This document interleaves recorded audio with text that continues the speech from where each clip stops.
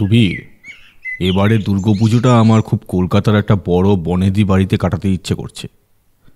বাবার মুখে ছোটবেলায় শুনেছিলাম এই বারোয়ারি দুর্গাপুজোগুলোর থেকে কলকাতার যেসব বড় বড় বনেদি বাড়িগুলোতে দুর্গাপুজো হয়, সেই বনেদি বাড়ির দুর্গাপুজোগুলো নাকি খুব নিয়ম নিষ্ঠা ভরে হয়। রেডিওতে মহিষাসুর মূর্তিনি শুনতে শুনতে জানলার দিকে তাকিয়ে ভোরের সূর্য উদয় দেখতে দেখতে গরম চায়ের কাপে চুমুক দিয়ে কথাটা বলল রুদ্রনাথ।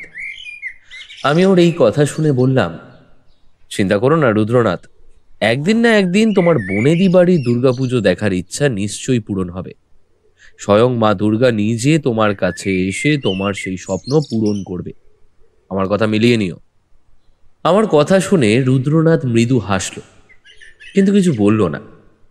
আমি রুদ্রনাথকে কিছু বলতে না দেখে প্রশ্ন করলাম, আচ্ছা রুদ্রনাথ, এবারের দুর্গাপুজোটা কি তুমি আগের বারের মতোই ঘরে বসিয়েই কাটিয়ে দেবে, না কোথাও আমার সঙ্গে ঘুরতে যাবে? রুদ্রনাথ কিছু একটা জবাব দিতে যাচ্ছিল, হঠাৎ সেই সময় বাড়ির সদর দরজায় কড়া নাড়ার আওয়াজ হলো। রুদ্রনাথ সদর দরজার দিকে একবার তাকিয়ে তারপর বৈঠকখানার ঘরে টাঙানো 25 বছরের পুরনো গ্র্যান্ডফাদার ঘড়িটার দিকে তাকিয়ে আমাকে বলল, সুবীর, আজকে এই মহালয়ার দিন ভোর 5:30 নাগাদ কে এলো বলো তো? আমি তক্তাপোষ ছেড়ে উঠতে উঠতে বলি, তুমি বসো, আমি দেখছি। এই কথা বলে আমি সদর দরজার কাছে এগিয়ে গিয়ে দরজা খুলতেই দেখি 62-63 বছরের এক বয়স্ক ভদ্রলোক দাঁড়িয়ে আছে। ভদ্রলোকের পরনে হালকা গোলাপি রঙের পাঞ্জাবি আর সাদা রঙের পায়জামা। এছাড়া ভদ্রলোকের 2 হাতের 5টা আঙুলে নানান ধরনের সোনার আংটি, গলায় মোটা সোনার চেন, পাঞ্জাবিতে সোনার বোতাম। বয়স্ক ভদ্রলোকটার পরনে দামি দামি পোশাক আশাক দেখে আমার বেশ ধনী বলেই মনে হলো। আপনি কে? এই মহালয়ার দিন এত সকালে কাকে চাই আপনার? আমার এই প্রশ্ন শুনে বয়স্ক ভদ্রলোকটি 2 হাত জড়ো করে বলল, নমস্কার, আমার নাম ইন্দ্রনাথ ভাদুরী, আমি বারাসাত থেকে এসেছি। আচ্ছা, এটা কি গোয়েন্দা রুদ্রনাথ বিশ্বাসের বাড়ি? হ্যাঁ, এটাই গোয়েন্দা রুদ্রনাথ বিশ্বাসের বাড়ি। আমি ওনার বন্ধু সুবীর ঘোষ। উনি কি বাড়িতে আছেন?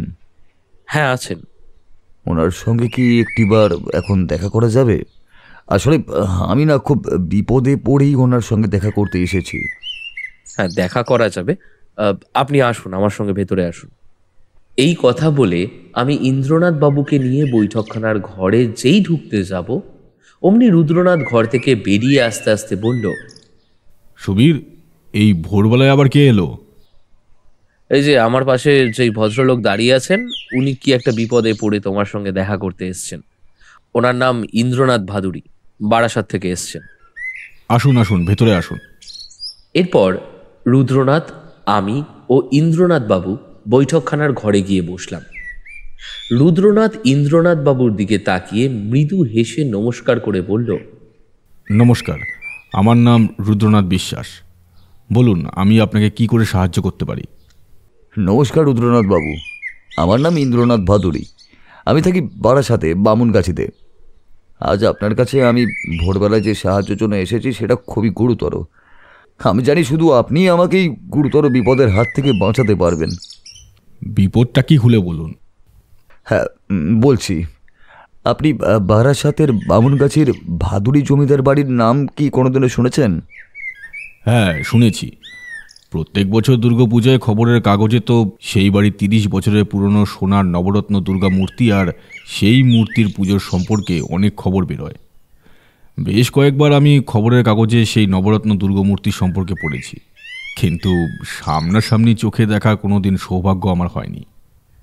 আমাদের ওই 30 বছরের সোনার নবরত্ন দুর্গা মূর্তি গতকাল দুপুরবেলায় ব্যাংকের ওই লকার থেকে চুরি হয়ে গিয়েছে রুদ্রনাথ বাবু। এই কথা শুনে আমি আর রুদ্রনাথ চমকে উঠলাম।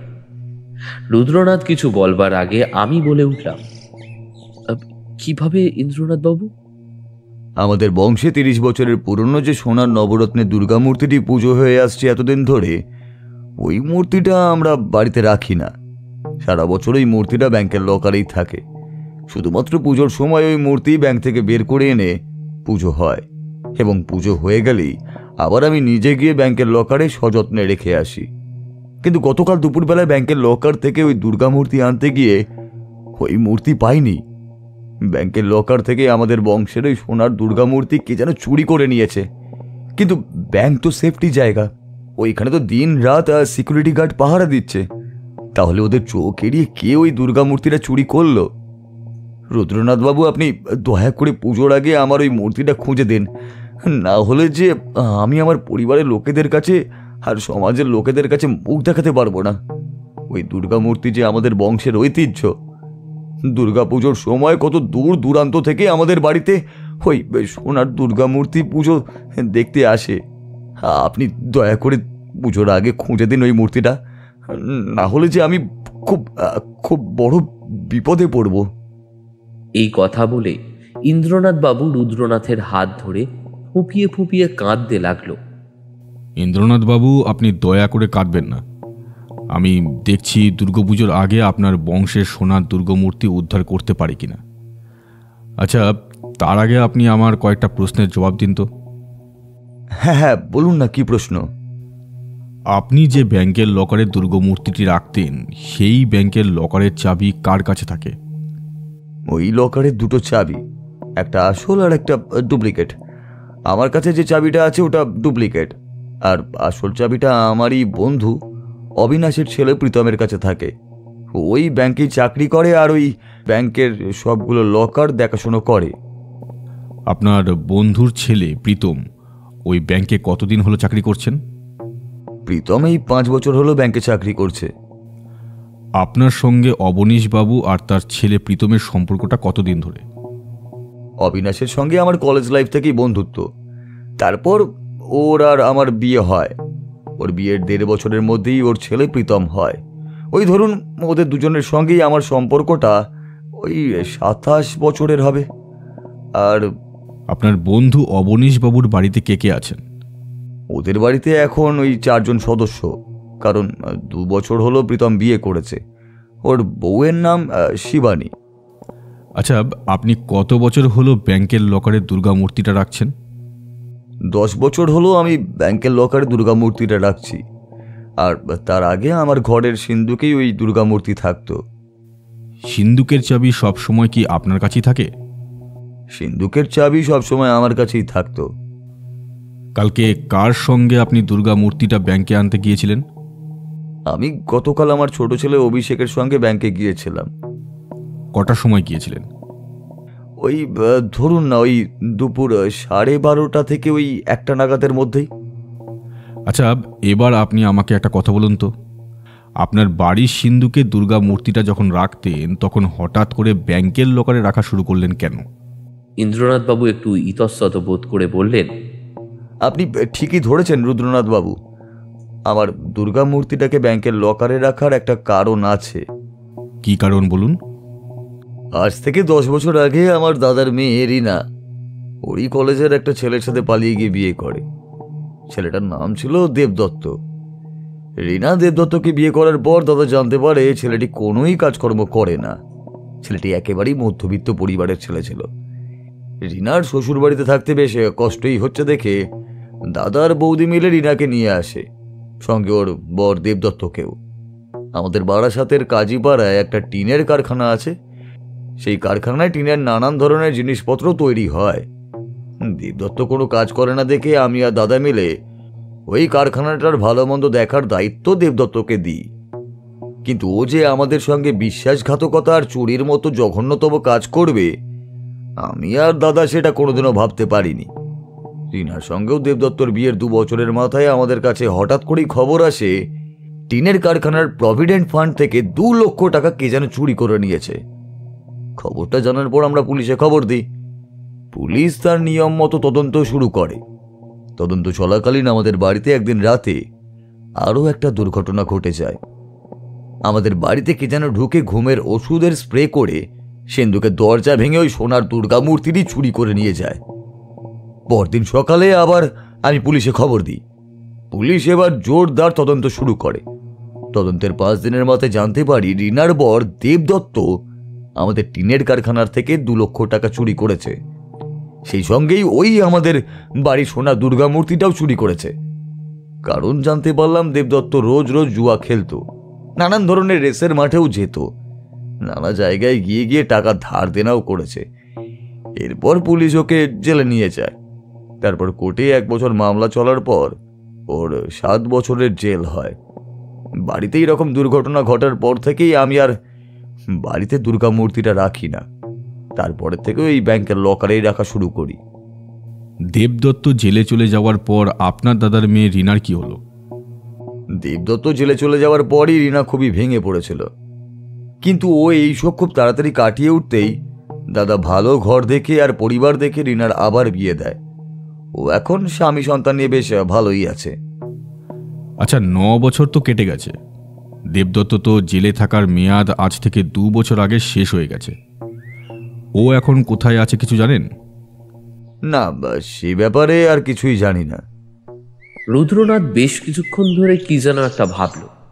তারপর ইন্দ্রনাথ বাবুকে বলল, আমি আগে ব্যাংকে যাব।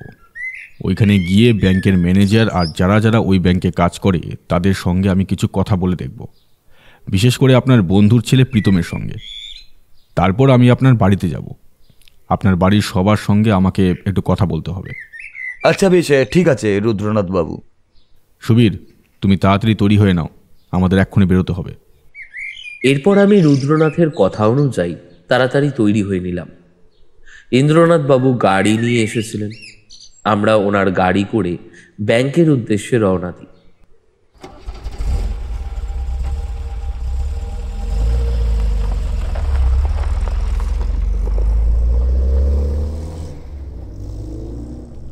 আমি গাড়ি করে যেতে যেতে ইন্দ্রনাথ বাবুকে জিজ্ঞেস করি, আচ্ছা ইন্দ্রনাথ বাবু, আপনি আপনার বংশের সোনার যে মূর্তিটার কথা বলছেন, সেটা কি সোনার রত্ন দিয়ে তৈরি?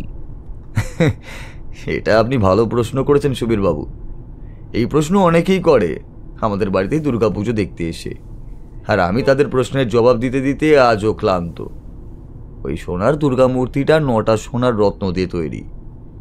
সেই সোনার 9টা রত্নের মধ্যে আছে হলো ওই রুবি, মুক্ত, প্রবাল, পান্না, পোখরাজ, নীলমণি, হিরে, গোমেদ, ক্যাটসাই। এই সোনার নবরত্নের দুর্গামূর্তি আমার ঠাকুরদার বাবার আমল থেকেই পুজো হয়ে আসছে। তাহলে বুঝতেই পারছেন যে কত পুরনো এই দুর্গামূর্তি আমাদের বংশের। আচ্ছা ইন্দ্রনাথ বাবু, এই দুর্গামূর্তি চুরি যাওয়ার পেছনে আপনার বাড়ির কাউকে কি আপনার সন্দেহ হয়? না, আমার বাড়ির কেউই এই ধরনের জঘন্যতম কাজ করবে না। সেই ব্যাপারে আমার বাড়ির লোকেদের উপর আমার আস্থা আর ভরসা দুটোই আছে। আপনার বাড়িতে আপনি ছাড়া আর কে কে আছেন? দাদা মানে আমার বড়দা এই 3 বছর হলো মারা গেছেন। এখন বৌদি, আমার 2 ছেলে। আমার বড় ছেলের নাম হচ্ছে অভিজিৎ আর ছোট ছেলের নাম অভিষেক। অভিষেক এখনো বিয়ে করেনি, ও এখনো নানান জায়গায় চাকরির পরীক্ষা দিচ্ছে। আর আমার বড় ছেলে অভিজিতের 5 বছর হলো বিয়ে হয়েছে। ওর স্ত্রীর নাম কোয়েল। ওদের একটা 2 বছরের ছেলে আছে, ওর নাম পুটুস। আর আমার স্ত্রী মালবিকা। 7 জন সদস্যকে নিয়ে আমার একটা ছোট্ট পরিবার। আপনার বড় ছেলে অভিজিৎ কি করে? ও আমার সঙ্গে আমাদের পারিবারিক ব্যবসা সামলায়। ও, আপনাকে তো আমাদের পারিবারিক ব্যবসা নিয়ে কিছু বলাই হয়নি। আমাদের শুধু টিনের ব্যবসা নেই, এর সঙ্গে আরও ব্যবসাও আছে। আমাদের একটি ফার্নিচারের ব্যবসাও আছে, আর একটি লোহার ব্যবসাও আছে, আর এছাড়াও মার্বেল পাথরের ব্যবসাও আছে। ইন্দ্রনাথ বাবুর বড় 4-4টে ব্যবসার কথা শুনে আমি অবাক হয়ে গেলাম। এরপর 1 ঘন্টা 15 মিনিটের মধ্যে ইন্দ্রনাথ বাবুর গাড়িটা বাজারের বাইরে একটা 2 তলা অফিসের সামনে দাঁড়ানো।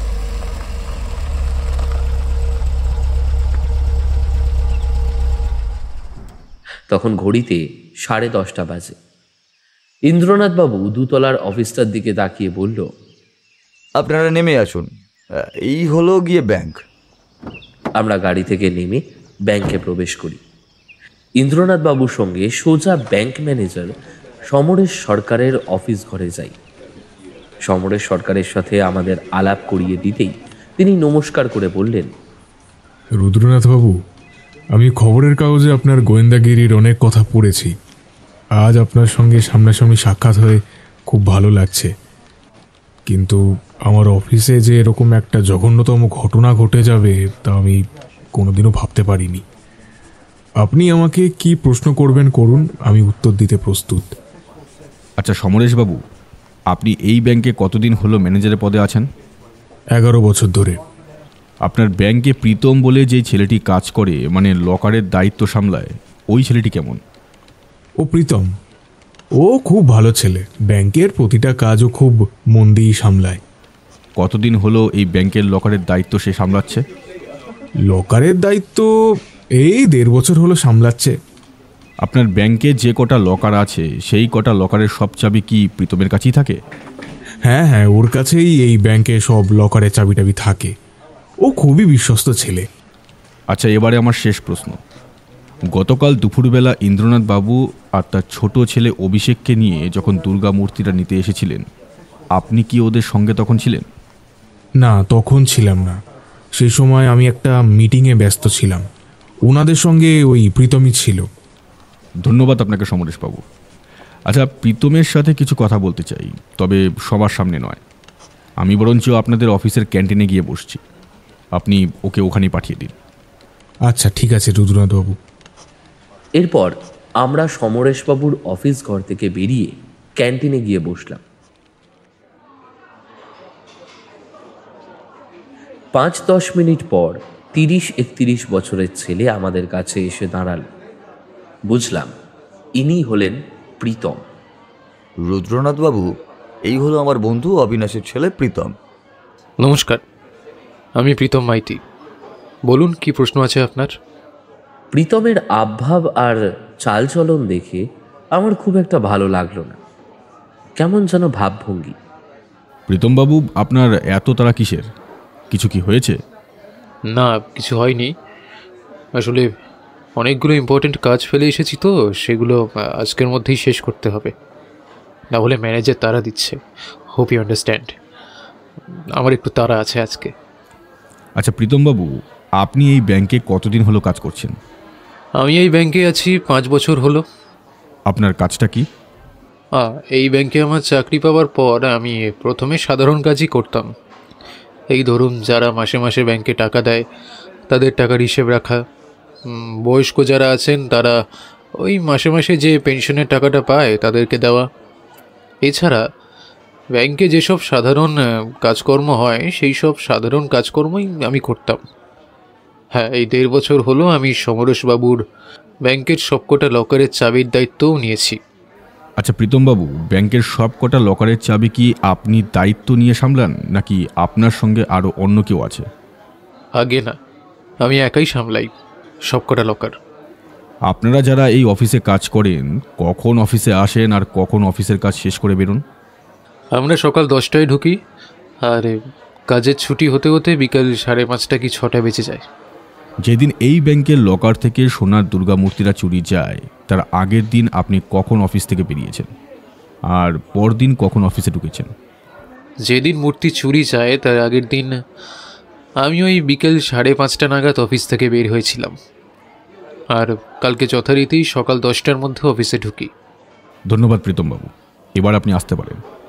প্রীতম ক্যান্টিন থেকে বেরিয়ে যাওয়ার পর রুদ্রনাথ ব্যাংকের আরও কিছু কর্মীদের সঙ্গে কথা বলল, কিন্তু তাদের কারোর কাছ থেকে মূর্তি চুরি যাওয়ার সম্পর্কে কোনো তথ্যই পাওয়া গেল না। রুদ্রনাথ ইন্দ্রনাথ বাবুকে বলল, চলুন ইন্দ্রনাথ বাবু, আপনার বাড়ি চলুন, আপনার বাড়ির লোকেদের সঙ্গে আমি একটু কথা বলবো। এরপর আমরা ইন্দ্রনাথ বাবুর গাড়ি করে ব্যাংক থেকে বেরিয়ে ওনার বাড়ির উদ্দেশ্যে রওনা দিই। গাড়িতে যেতে যেতে রুদ্রনাথ ইন্দ্রনাথ বাবুকে প্রশ্ন করে, ইন্দ্রনাথ বাবু, আপনার বাড়িতে এত বড় দুর্ঘটনা ঘটেছে, আপনি পুলিশকে জানাননি কেন? আমি ইচ্ছা করেই পুলিশকে জানাইনি। পুলিশ আসলেই আমাদের বাড়ির এই এত বড় দুর্ঘটনার কথা লোক জানাজানি হয়ে যেত আর কি। আর বাইরের লোক জানা মানেই খবরের কাগজের সাংবাদিকরা জেনে যেত। এই মূর্তিটাকে নিয়ে খবরের কাগজে লেখালেখির জন্য সাংবাদিকরা সারাদিন এসে আমার বাড়ির লোকেদের বিরক্ত করত, সেটা আমি চাই না। তাছাড়া বাড়ির লোক ও সাংবাদিকরা এই খবর জানতে পারলে যে চুরি করেছে সে আগে থেকেই সাবধানও হয়ে যেত। তাই আর আমি পুলিশকে খবর দিইনি, সোজা আপনার কাছে চলে এসেছি। এটা আপনি বুদ্ধিমানের কাজ করেছেন। খবরের কাগজের লোক জানলেই চোর সাবধান হয়ে যাবে। ওদের দুজনের মধ্যে কথা বলতে বলতে গাড়িটা হঠাৎ ঘর ঘর আওয়াজ তুলে একটা বড় 3 তলা বাড়ির কালো গেটের সামনে দাঁড়াতেই ইন্দ্রনাথ বাবু বলল, আপনারা নেমে আসুন গাড়ি থেকে। এই যে বড় রাজপ্রাসাদের মতন জমিদার আমলের 3 তলা বাড়িটা দেখছেন, এটাই আমার বাড়ি। এই বাড়িতেই আমি আমার ছোট পরিবার নিয়েই থাকি। আমরা গাড়ি থেকে নেমে ইন্দ্রনাথ বাবুর সঙ্গে বাড়ির গেট খুলে প্রবেশ করি। বাগানে নুড়ি পাথর বিছানো রাস্তা দিয়ে হেঁটে বাড়ির ভিতর ঢুকতেই দেখি বাড়ির মাঝখানে বড় একটা ঠাকুর দালান। সেই ঠাকুর দালানের সামনে দুর্গাপুজো হবে বলে সাজানো হচ্ছে। ঠাকুর দালানের এক পাশ দিয়ে সারি সারি ছোট ছোট ঘর, তার এক পাশে 2 তলা ওঠার সিঁড়ি। রুদ্রনাথ ইন্দ্রনাথ বাবুকে জিজ্ঞেস করল, আচ্ছা ইন্দ্রনাথ বাবু, ঠাকুর দালানের পাশে ছোট ছোট ঘরগুলোতে কে থাকে? ওই ঘরগুলোতে কেউই থাকে না। ওই পুজোর সময় দূর দূরান্ত থেকে আমাদের পরিবারে যারা আত্মীয় পরিজনরা আসে তারাই ওই ঘরে থাকে। এমনি সময় ঘরগুলো বন্ধই পড়ে থাকে। আমরা তো সবাই ওই 2 তলা 3 তলা জুড়েই থাকি। ইন্দ্রনাথ বাবু, আপনার ছোট ছেলে অভিষেক এখন কি বাড়িতেই আছেন? হ্যাঁ, ও বাড়িতেই আছে। নিজের ঘরে মনে হয় পড়াশোনা করছে। প্রথমে আমি ওর সঙ্গে দেখা করব, তারপর আপনার বাড়ির বাকিদের সঙ্গে। আচ্ছা ঠিক আছে। এরপর আমরা সিঁড়ি দিয়ে উঠে 2 তলার লম্বা বারান্দার শেষ প্রান্তে একটি ঘরে ঢুকতেই দেখি বছর 21-22 বছরের একটি ছেলে মন দিয়ে পড়াশোনা করছে। আমাদের ঘরে ঢুকতে দেখে ছেলেটি উঠে দাঁড়িয়ে ইন্দ্রনাথ বাবুকে কিছু একটা হয়তো বলতে যাবে, তার আগেই ইন্দ্রনাথ বাবু আমাদের দুজনের উদ্দেশ্যে বলে ওঠে, এই হলো আমার ছোট ছেলে অভিষেক। আপনি ওকে কি প্রশ্ন করবেন করুন, আমি বরং বাইরে অপেক্ষা করছি। এই বলে ইন্দ্রনাথ বাবু ঘরের বাইরে চলে গেলেন। রুদ্রনাথ অভিষেককে প্রশ্ন করে, আচ্ছা অভিষেক বাবু, আপনার বাড়িতে প্রতিবার যে সোনার দুর্গা মূর্তিটা পুজো হয়, ওই মূর্তিটি ব্যাংকের লকার থেকে আনার জন্য প্রত্যেকবার কি আপনি আপনার বাবার সঙ্গে ব্যাংকে যান? আগে না, আমি যাই না। আগের বছর দাদা গিয়েছিল, তার আগের বছর মা, এবারেরটাই আমি গিয়েছিলাম। আপনি প্রত্যেক বছর যেতেন না কেন? কারণ প্রত্যেক বছর এই সময়টা কোনো না কোনো কারণে আমার পরীক্ষা থাকতো। আগের বছর তো MA ফাইনাল পরীক্ষা ছিল। আপনার তো কলেজের পড়াশোনা শেষ, আপনি এখন কি করছেন? একটা ভালো চাকরি পাওয়ার জন্য প্রস্তুতি নিচ্ছি। আপনার বাবার তো অনেকগুলো ব্যবসা, আপনার পারিবারিক ব্যবসায় যুক্ত হতে ইচ্ছে করে না? আগে না, একদম করে না। কারণ আমি এসব পারিবারিক ব্যবসাপত্র কোনো দিনই পছন্দ করিনি। আমি নিজের পায়ে দাঁড়িয়ে কিছু একটা করে বাবাকে দেখাতে চাই জীবনে। বাহ, বেশ ভালো। আচ্ছা, আপনি যখন গতকাল দুপুরবেলায় আপনার বাবার সঙ্গে ব্যাংকে গিয়েছিলেন, তখন কে কে ছিল সেখানে? আমি, বাবা, প্রীতম দাদা, এই 3 জনই ছিলাম। ঠিক বলছেন? আপনারা ওই ব্যাংকের লকার ঘরে 3 জনই ছিলেন? একটু মনে করে বলুন তো, আপনাদের আশেপাশে কেউ ছিল নাকি, বা সন্দেহজনক কোনো ব্যক্তিকে আপনার আশেপাশে ঘোরাফেরা করতে দেখেছিলেন কিনা? না, ওই রকম কাউকে দেখিনি। ধন্যবাদ অভিষেকবাবু। রুদ্রনাথ অভিষেকের ঘর থেকে বেরিয়ে ইন্দ্রনাথ বাবুকে বলল, এবার আপনার বৌদির সঙ্গে একটু দেখা করব। আসুন, উনি ছাদেই আছেন। এই সময়টা বৌদি ওই ফুলের গাছে জল দেয় আর কি। এই কথা বলে ইন্দ্রনাথ বাবু আমাদের দুজনকে নিয়ে ছাদে যায়। ছাদে যেতেই দেখি 50-56 বছরের এক বিধবা মধ্যবয়সী মহিলা ঘুরে ঘুরে গাছে জল দিচ্ছে।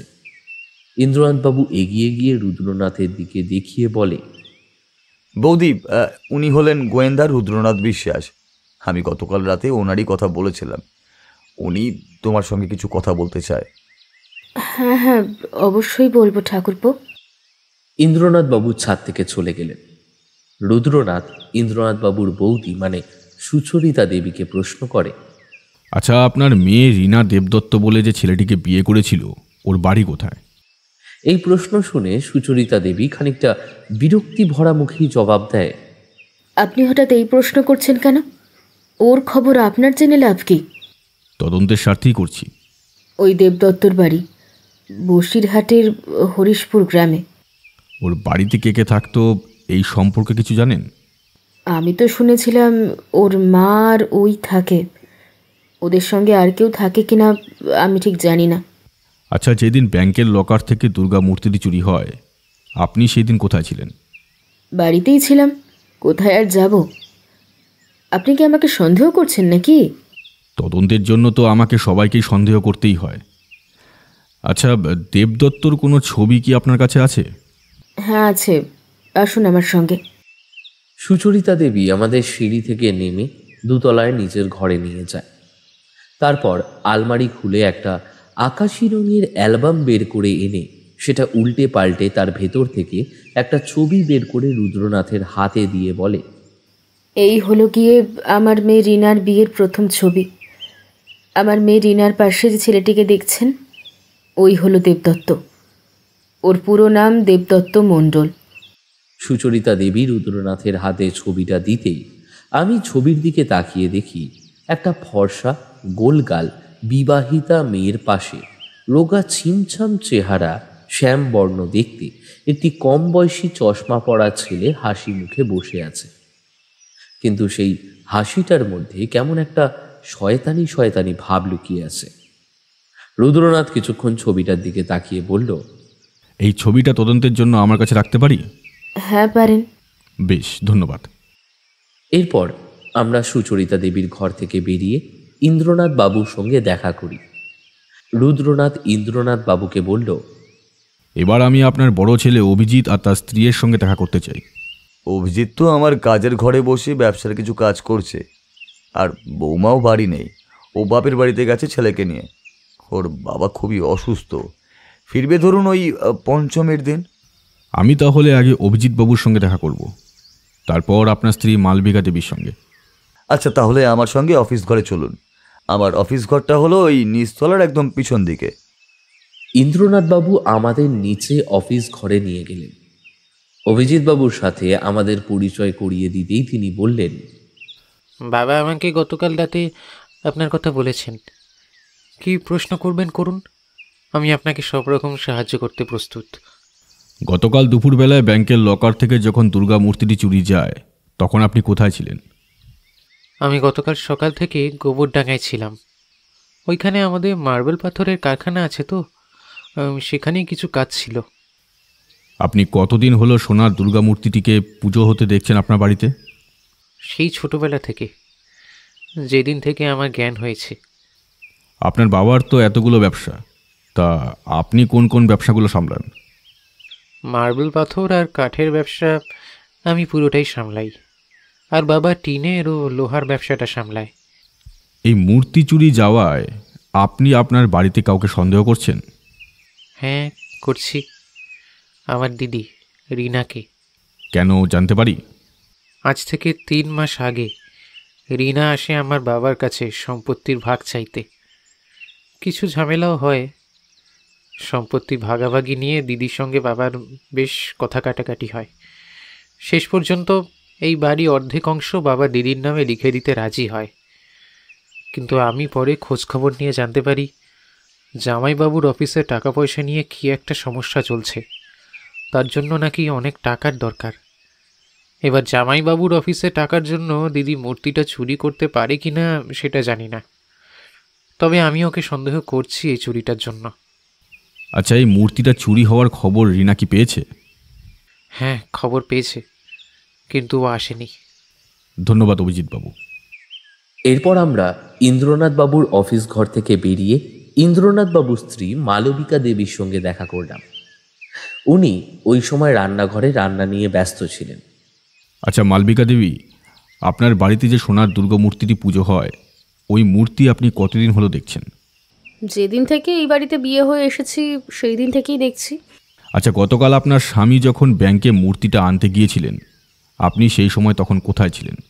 আমাদের পাড়ায় 3 মাথার মোড়ে ওই যে বড় কাপড়ের দোকানটা আছে, ওইখানেই কাপড় কিনতে গিয়েছিলাম। আচ্ছা, এই মূর্তি চুরি যাওয়ার পেছনে আপনার বাড়ির কাউকে সন্দেহ হয়? হ্যাঁ সন্দেহ হয়, আমার বড় বৌমা কোয়েলকে। একটা ছোট ঘরের মেয়ে, ওই মেয়ে এই বাড়ির বউ হওয়ার যোগ্য নাকি? আমার বড় ছেলে ওকে দয়া করে এই বাড়ির বউ করে নিয়ে এসেছে বলে ও এই বাড়ির বউ হতে পেরেছে। আমি জানি ও ওই সোনার মূর্তিটা চুরি করতে পারে ওর বাবার চিকিৎসার জন্য। আচ্ছা, ধন্যবাদ। এরপর আমরা ইন্দ্রনাথ বাবুর সঙ্গে দেখা করে বেরিয়ে পড়লাম। রাস্তা দিয়ে যখন হাঁটছি, রুদ্রনাথ আমাকে তখন বলল, সুবীর, তুমি সকাল থেকে কিছু খাওয়া দাওয়া করনি, তুমি বাড়ি গিয়ে বরং বিশ্রাম নাও। আমি একটু প্রীতমের বাবার সঙ্গে দেখা করে আসছি। আমি রুদ্রনাথের কথা অনুযায়ী বাড়ি ফিরে আসি। তারপর দুপুরবেলা খাওয়া দাওয়া সেরে ভাত ঘুম দিয়ে যখন উঠি, তখন ঘড়িতে সন্ধে 6:30 বাজে। আমি শোয়ার ঘর থেকে বাইরের ঘরে আসতেই দেখি রুদ্রনাথ বসে চা খাচ্ছে আর কি যেন একটা বই পড়ছে। আমি এগিয়ে গিয়ে জিজ্ঞেস করি, কি হে রুদ্রনাথ, প্রীতমের সম্পর্কে কিছু জানতে পারলে? রুদ্রনাথ মৃদু হেসে পাঞ্জাবির পকেট থেকে দেবদত্ত ছবিটা বের করে। সেই ছবিটা দেখতে দেখতে বলল, প্রীতমের সম্পর্কে আমি অনেক কিছুই জানতে পারলাম, শুধু তুমি কালকের দিনটার জন্য অপেক্ষা করো। কাল ওর সম্পর্কে আরও অনেক কিছু জানতে পারবো। আর আমি রিনার বাড়ি গিয়েছিলাম ওর সঙ্গে কথা বলতে। রিনার সঙ্গে কথা বলে কিছু জানতে পারলে?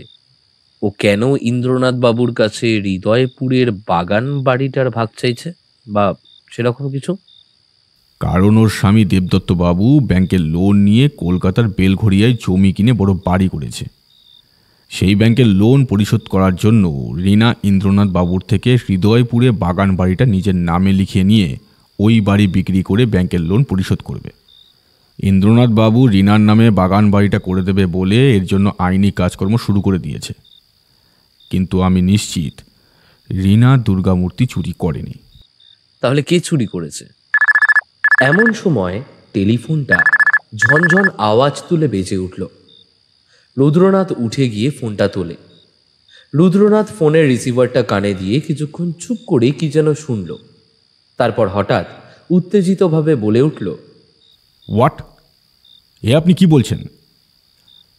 আপনি একটু অপেক্ষা করুন, আমি এক্ষুনি আসছি। এই কথা বলে রুদ্রনাথ ফোনটা নামিয়ে রেখে আমার দিকে তাকিয়ে বলল, সুবীর, তাড়াতাড়ি তৈরি হয়ে নাও, আমাদের এক্ষুনি প্রীতমের বাড়ি যেতে হবে। ও খুন হয়েছে। কি বলছো কি? কে খুন করলো? কিভাবে করলো? আগে চলো, গেলেই সব জানতে পারবো।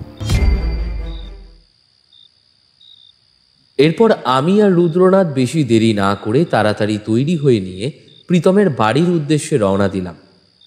আমরা দুজন যখন হেঁটে প্রীতমের বাড়ির দিকে যাচ্ছি, হঠাৎ রাস্তার মধ্যে কিছু মানুষ ও পুলিশকে দাঁড়িয়ে থাকতে দেখলাম। আমরা সেই দিকেই এগিয়ে গেলাম। কাছে গিয়ে দেখি পুলিশ অফিসার তথাগত মুখার্জি দাঁড়িয়ে আছেন এবং তার সামনে প্রীতমের নিথর মৃতদেহটা পড়ে আছে। তথাগত বাবু, আপনি কলকাতা ছেড়ে বারাসাতে, কি ব্যাপার? রুদ্রনাথকে দেখে তথাগত বাবু বললেন, আরে রুদ্রনাথ যে, এই 2 মাস হলো আমি এই বারাসাত থানায় পোস্টিং হয়ে এসেছি। তা তুমি এখানে কি কোনো কেসের কাজে নাকি? হ্যাঁ, আপনি ঠিকই ধরেছেন, একটা কেসের কাজেই এখানে এসেছি। রুদ্রনাথ এই কথা বলে সে কি কাজে এখানে এসেছে সব কথা তথাগত বাবুকে খুলে বলল। তথাগত বাবু হাসি মুখে বললেন, আপনি এই কেসে যখন আছেন তখন তো অর্ধেক রহস্য সমাধান হয়েই গেছে, আর আমার কোনো চিন্তা নেই। রুদ্রনাথ প্রীতমের নিথর মৃতদেহটার দিকে তাকিয়ে প্রশ্ন করে, প্রীতমের গায়ে তো কোনো আঘাতের চিহ্ন দেখতে পাচ্ছি না। ওকে কি দিয়ে খুন করা হয়েছে কিছু কি জানেন? দাঁড়ান, দেখাচ্ছি। মিস্টার সাহা, একবার আপনার হাতের ওই প্যাকেটে মোড়া জিনিসটা এদিকে নিয়ে আসুন তো। তথাগত বাবুর কথা শুনে আরও একজন পুলিশ অফিসার আমাদের দিকে এগিয়ে আসে। তথাগত বাবুর হাতে একটা প্লাস্টিকের প্যাকেট দিলেন। প্যাকেটের ভেতর থেকে একটা সরু মতো তীর বের করে এনে তিনি বললেন, এই তীরের ডগায় বিষাক্ত ছুঁচ দিয়ে দূর থেকে ছুঁড়ে প্রীতমকে খুন করা হয়েছে মশাই। আর যে বিষ দিয়ে প্রীতমকে খুন করা হয়েছে সেই বিষটা মারাত্মক, যার শরীরে প্রবেশ করবে তার সঙ্গে সঙ্গে মৃত্যু হবে। এই কথা শুনে রুদ্রনাথ মুখে কিছু বলল না। প্রীতম যে রাস্তা দিয়ে বাড়ি ফেরে, রুদ্রনাথ সেই রাস্তার চারিদিকটা তাকাতে তাকাতে হেঁটে কিছুটা এগিয়ে যায়।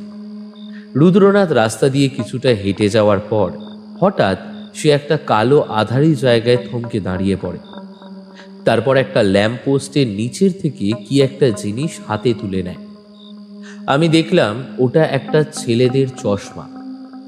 রুদ্রনাথ চশমাটা হাতে তুলে নিয়ে তথাগত বাবুর সাথে আলোচনা করতে থাকে বেশ কিছুক্ষণ ধরে। তারপর ওদের দুজনের আলোচনা শেষ হলে রুদ্রনাথ আমার কাছে এসে বলল, সুবীর, একবার রিনার বাড়ি চলো, ওকে একটা প্রশ্ন করার আছে।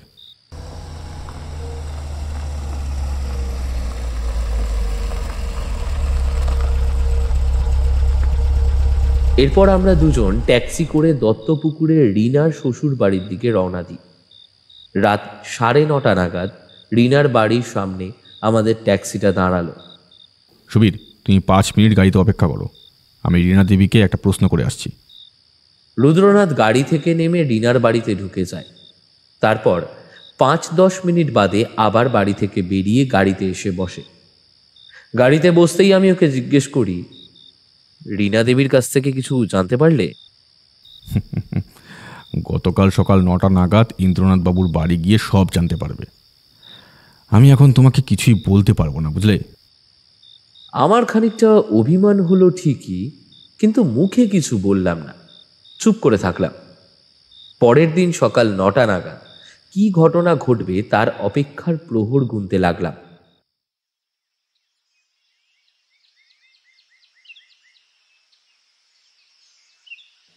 রুদ্রনাথবাবু, এত সকালে আপনি আমাদের বাড়িতে এসে সবাইকে জড়ো করলেন, তাহলে কি দুর্গা মূর্তিটা পাওয়া গেছে? হ্যাঁ, পাওয়া গেছে। আর যার কাছ থেকে পাওয়া গেছে তাকে দেখে আপনারা সবাই অবাক হবেন। কে সে স্যার? রুদ্রনাথ সদর দরজার দিকে তাকিয়ে বলল, তথাগত বাবু, আসামিকে ঘরে নিয়ে আসুন। তথাগতবাবু আর একজন পুলিশ অফিসার একজন লোককে হাতে হাত করা ও কোমরে দড়ি পরিয়ে টানতে টানতে ঘরে ঢুকলেন। লোকটাকে দেখে ইন্দ্রনাথ বাবু ও রিনা দুজনে মিলে বলে উঠল, দেবদত্ত, তুমি? রুদ্রনাথবাবু, তাহলে কি দুর্গা মূর্তিটা ওই চুরি করেছে? দেবদত্ত শুধু একাই চুরি করেনি, ওর সঙ্গে আরও একজন যুক্ত ছিল। কে সে স্যার? অবিনাশবাবুর ছেলে প্রীতমও এই চুরির সঙ্গে যুক্ত ছিল। তবে হ্যাঁ, পুরোপুরিভাবে যুক্ত ছিল না। ও শুধু দেবদত্তকে সাহায্য করেছে এই চুরিটা করতে। আমি তো কিছুই বুঝতে পারছি না। গত 22শে সেপ্টেম্বর দুপুরবেলায় ইন্দ্রনাথবাবু তার ছোট ছেলে অভিষেককে নিয়ে ব্যাংকের লকার থেকে পুজোর জন্য আপনাদের বংশের 30 বছরের পুরনো সোনার নবরত্নের দুর্গা মূর্তিটি আনতে চান। কিন্তু ব্যাংকের লকার ঘরে গিয়ে লকারটা খুলতেই দেখা যায় সেখান থেকে মূর্তিটি চুরি হয়ে গেছে। এই চুরির বিষয়ে বাইরের কেউ যেন জানতে না পারে, তাই ইন্দ্রনাথবাবু পুলিশে খবর দেন না। তার বদলে উনি আমার কাছে সাহায্য চাইতে আসেন। এরপর আমি ওনার কথা মতো তদন্ত শুরু করি। সেই তদন্তে আমি আপনাদের বাড়ির সবার সঙ্গে ও ব্যাংকের লোকেদের সঙ্গে কথা বলি। কিন্তু প্রীতমের সঙ্গে কথা বলে আমার মনে হয়েছিল ও হয়তো কিছু জানে বা কিছু করেছে। ব্যাংকের একজন গার্ড আমায় জানায়, যেদিন দুর্গা মূর্তিটি চুরি হয় তার আগের দিন রাতে প্রীতম ব্যাংকে আসে। সেদিন সেই গার্ডটা ছিল নাইট ডিউটিতে। তার কাছ থেকে প্রীতম কি একটা কাজ আছে বলে ব্যাংকে ঢোকার ডুপ্লিকেট চাবি নিয়ে ব্যাংকে ঢোকে। তারপর 15 মিনিট বাদে প্রীতম আবার ব্যাংকের ভেতর থেকে বেরিয়ে আসে। যেহেতু প্রীতম ওই ব্যাংকে যে কটা লকার আছে সেই কটা লকারের চাবি ওর দায়িত্বে রয়েছে, তাই ইন্দ্রনাথবাবুর নামে যে লকারটা আছে সেই লকার খুলে মূর্তিটি চুরি করতে তার কোনো অসুবিধেই হয় না। এরপর প্রীতম চুরি করা মূর্তিটি সেদিন রাতে দেবদত্তর হাতে তুলে দেয়। আচ্ছা, প্রীতম দেবদত্তকে চিনল কি করে? এটা আপনি ঠিক প্রশ্ন করেছেন। হ্যাঁ, প্রীতম অনেক আগে থেকেই দেবদত্তকে চিনত। সেদিন ব্যাংকে প্রীতমের ওই অস্বাভাবিক আচার আচরণ আর ইন্দ্রনাথবাবুর মুখে আজ থেকে 12 বছর আগে দেবদত্তর কাণ্ড কারখানার কথা শুনে আমি প্রীতমের বিষয়ে ভালো করে খোঁজ খবর নিতে শুরু করি। ওর বিষয়ে ভালো করে খোঁজ খবর নিতে নিতে জানতে পারি প্রীতমের স্কুল লাইফে রক্তিম বলে একটি বন্ধু ছিল এবং এখনও রক্তিমের সঙ্গে প্রীতমের যোগাযোগ আছে। তারপর রক্তিমের মুখ থেকে আমি জানতে পারি ওর এক মামাতো দাদা আছে, তার নাম দেবদত্ত। দেবদত্ত ছেলেটি নাকি ওর মাকে নিয়ে রক্তিমদের বাড়িতেই থাকে। আর দেবদত্তর সঙ্গে প্রীতমের খুব খাতিরও রয়েছে। রক্তিমের কাছে দেবদত্তর ছবিটা চাইতেই সে আমাকে একটা ছবি দেখায়। আমি মিলিয়ে দেখি সুচরিতা দেবী সকালবেলায় যে ছবিটা আমাকে দিয়েছিলেন ও রক্তিমের দেওয়া ছবিটির মধ্যে যে ছেলেটি রয়েছে তাকে হুবহু একই রকম দেখতে। তখনও আমি নিশ্চিত হতে পারিনি দেবদত্ত মূর্তি চুরির সঙ্গে যুক্ত, কারণ আমি প্রীতমকেই তখনও পর্যন্ত সন্দেহ করে যাচ্ছিলাম। এরপর আমি সন্ধ্যাবেলায় বাড়ি ফিরে এসে সুবীরের সঙ্গে আপনাদের কেসটা নিয়ে যখন আলোচনা করছিলাম, ইন্দ্রনাথ বাবু আমাকে ফোন করে জানায় প্রীতম বাড়ি আসতে গিয়ে রাস্তার মাঝখানে আকস্মিকভাবে মারা যায়। কথাটা শুনে আমার মনে একটা সন্দেহের দানা বাঁধতে শুরু করে। আমি বেশি দেরি না করে সেখানে গিয়ে পৌঁছাই। গিয়ে দেখি আমার দীর্ঘ পরিচিত পুলিশ বন্ধু তথাগত মুখার্জি ওখানে উপস্থিত রয়েছে। তার থেকে জানতে পারি একটি তীরের ডগায় বিষাক্ত ছুঁচ দিয়ে প্রীতমকে খুন করা হয়েছে। সেখানে পর্যবেক্ষণ করতে করতে প্রীতমের বাড়ি থেকে কিছুটা দূরে একটা লাইট পোস্টের তলা থেকে একটা চশমা পাই আমি। সেই চশমাটা দেখে আমার বুঝতে অসুবিধে হলো না যে প্রীতমের মুখ বন্ধ করার জন্য কে খুনটা করেছে। প্রীতমকে কে খুন করেছে রুদ্রনাথ বাবু? বলছি। রুদ্রনাথ এই কথা বলে পুলিশ অফিসার তথাগত বাবুর থেকে একটা এয়ারটাইট প্লাস্টিকের প্যাকেট হাতে নিয়ে দেবদত্তর দিকে এগিয়ে যায়। সেই প্লাস্টিকটা দেবদত্তর সামনে তুলে ধরে রুদ্রনাথ একটা কাষ্ঠ হাসি হেসে বলে ওঠে, আচ্ছা দেবদত্ত বাবু, প্লাস্টিকের মধ্যে যে চশমাটা আছে এটা কার বলুন তো? রুদ্রনাথের এই প্রশ্ন শুনে দেবদত্তর চোখ দুটো লাল হয়ে যায়। রুদ্রনাথের দিকে তাকিয়ে বলে ওঠে, না, আমি চিনতে পারছি না। আমি জানতাম আপনি এটাই বলবেন। আচ্ছা, আপনি তো একসময় ভালো তীরন্দাজ ছিলেন, তাই না? আমি তীরন্দাজ না, আমি ওইসব তীর ফিরের খেলা জানি না।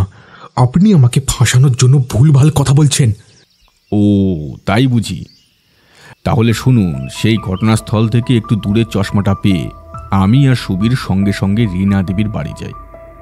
সেখানে গিয়ে আমি রীনা দেবীকে জিজ্ঞেস করি আপনার প্রাক্তন স্বামী দেবদত্ত কি কোনো ভালো খেলার সঙ্গে যুক্ত ছিল কিনা। আমার প্রশ্ন শুনে রীনা দেবী জানায় কলেজে পড়াকালীন দেবদত্ত নাকি ভালো তীরন্দাজ ছিল। সে নাকি এই তীরন্দাজ খেলায় ভালো একাডেমি থেকে ট্রেনিংও নিয়েছিল, নানা জায়গায় খেলতেও যেত। আমি তখন পুরোপুরি নিশ্চিত হই যে প্রীতম বাবুকে দেবদত্তই খুন করেছে। আর তার কারণ হলো প্রীতমের মুখটা বন্ধ করতে হবে, কারণ প্রীতম যাতে আপনাদের সামনে বা আমার সামনে দেবদত্তর নামটা ভুলেও বলতে না পারে। কি তাই তো দেবদত্ত বাবু? আপনি প্রীতমকে দিয়ে রাতের অন্ধকারে ব্যাংকের লকার থেকে মূর্তিটা চুরি করান ও প্রীতম যাতে আমাদের সবার সামনে আপনার নামটা না বলতে পারে তার জন্য আপনি ওকে তীরের ডগায় বিষাক্ত ছুঁচ দিয়ে খুন করেন। দেবদত্ত আবার রাগে ফেটে পড়ে। তারপর দাঁতে দাঁত চেপে বলে ওঠে, আমি যা করেছি বেশ করেছি। প্রীতমকে খুন করার জন্য আর ওই বাড়ির মূর্তি চুরি করার জন্য আমার বিন্দু মাত্র আক্ষেপ নেই, কারণ 12 বছর আগে ওরা আমার কাছ থেকে রীনাকে কেড়ে নিয়ে আমাকে চুরির দায়ে ফাঁসিয়ে জেলে পাঠিয়েছে। তাই আমি জেল থেকে বেরিয়ে এর প্রতিশোধ নিয়েছি। আমি রীনাকে আজও খুব ভালোবাসি। দেবদত্তর এই কথা শুনে রীনা কান্নায় ভেঙে পড়ে। চিৎকার করে বলে ওঠে, না দেবদত্ত, আমি আর তোমাকে ভালোবাসি না দেবদত্ত। তুমি আজ থেকে 12 বছর আগে আমার কাছে মারা গেছো। তুমি এখন মৃত। এই কথা বলতে বলতে রীনা দেবী অন্য ঘরে চলে যায়। রুদ্রনাথ তথাগত বাবুর দিকে তাকিয়ে বলে, তথাগত বাবু, আপনি আইনের দরবারে দেবদত্তর এমন শাস্তির ব্যবস্থা করুন যাতে ও কোনোভাবে আর মুক্তি না পায়, ভবিষ্যতে কারোর যাতে ক্ষতি না করতে পারে নতুন করে। তথাগত বাবু দেবদত্তকে টানতে টানতে থানার উদ্দেশ্যে রওনা দেয়। রুদ্রনাথ বাবু, আমার সোনার নবরত্নের দুর্গামূর্তিটা পেয়েছেন? হ্যাঁ পেয়েছি, আর সেটা দেবদত্ত এখন যে বাড়িতে থাকে সেই বাড়ির মাটির তলা থেকে খুঁজে পাওয়া গেছে। রুদ্রনাথ এই কথা বলে আমার হাতে ধরা ছোট কালো ব্যাগের ভেতর থেকে সেই সোনার দুর্গা মূর্তিটি বের করে এনে ইন্দ্রনাথ বাবুর হাতে তুলে দেয়। আপনাকে আমি বলেছিলাম পুজোর আগে আমি ঠিক আপনার দুর্গা মূর্তি খুঁজে এনে আপনার হাতে তুলে দেব। আজ আমি আপনার হাতে তুলে দিতে পেরে আমার কথা রেখেছি, কারণ আমার গোয়েন্দা জীবনে মনে হচ্ছে এটাই আমার কাছে সব থেকে বড় কঠিন কাজ ছিল। রুদ্রনাথের হাত থেকে দুর্গা মূর্তিটি ইন্দ্রনাথ বাবু হাতে নিয়ে সেটা একবার কপালে ঠেকিয়ে তার স্ত্রী মালবিকা দেবীর হাতে তুলে দেন। তারপর রুদ্রনাথের হাত ধরে বলেন, আপনি আমাকে যে কত বড় বিপদের হাত থেকে বাঁচিয়েছেন, আমি আপনার এই উপকার কোনো দিনও ভুলব না। কিন্তু এখন আমার একটা অনুরোধ আছে আপনার কাছে, বলতে পারেন সেটা আবদারও। কি বলুন? এই পুজোর 4 দিন আপনি আর আপনার বন্ধু সুবীরবাবু আমার বাড়িতেই থাকবেন। আমাদের বাড়ির এত বছরের দুর্গাপুজো আপনাদের কিন্তু দেখে যেতেই হবে। ইন্দ্রনাথবাবুর এই কথা শুনে আমি বেশ মনে মনে খুশি হলাম, কারণ রুদ্রনাথ চেয়েছিল যে এবারের দুর্গাপুজোটা সে কোনো জমিদার বনেদি বাড়িতে কাটাবে। ইন্দ্রনাথবাবুর নিমন্ত্রণ পেয়ে রুদ্রনাথ মৃদু হেসে বলল,